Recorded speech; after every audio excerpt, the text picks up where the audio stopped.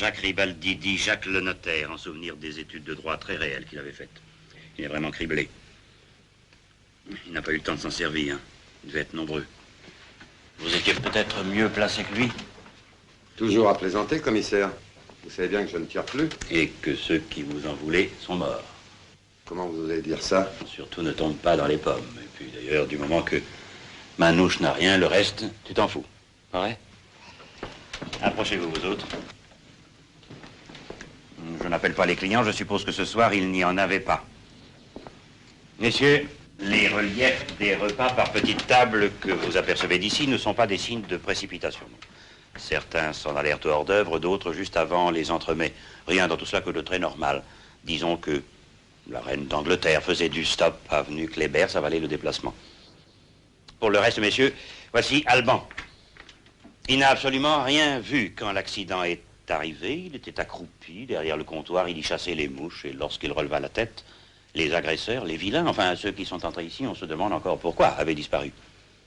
Alban serait parfaitement incapable de nous dire s'il s'agissait d'un homme seul ou d'une tribu de Touaregs. Alban.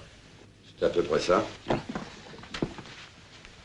Voici Manouche. De mauvaises langues diront que Jacques le notaire avait un sentiment pour elle, mais où serait le rapport, je vous le demande. Manouche n'a rien vu. Elle était à la caisse, le nez sur une addition. Bien. Voici le second barman, Marcel le Stéphanois, si ma mémoire est bonne. Il a eu si peur en voyant entrer un homme à la mine patibulaire qu'il serait incapable de le reconnaître. Il a disparu derrière le comptoir, il en émerge à peine. C'est un craintif, Marcel. Il n'a rien vu, Marcel. Oh, ben ça alors. Prends ton temps. Vous êtes formidable, c'est ce que je dois dire. On dirait que vous étiez là. Non, messieurs, je vous fais juge de la docilité, de la bonne foi des témoins. Ah. Je vous présente le voiturier, un homme honorable dont le nom m'échappe. Il a vu entrer des clients, mais il n'a rien entendu à cause du bruit intense de la circulation dans ce quartier grouillant de hideux, poids lourds et de sifflements de train.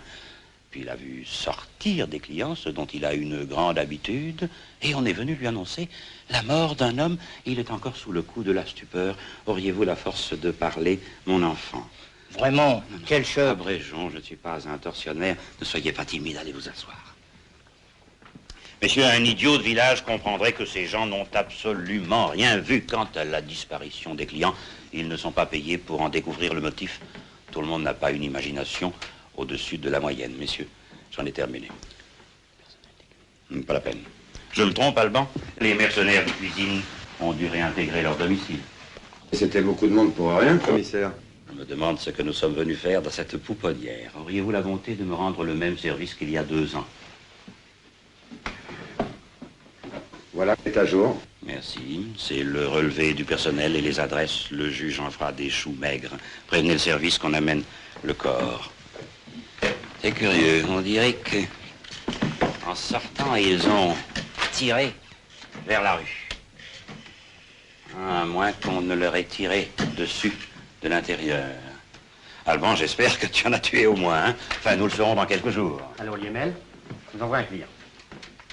On emmène seulement le corps. Pour les autres, nous pouvons nous en tenir à la formule rituelle. Tenez-vous à la disposition du commissaire.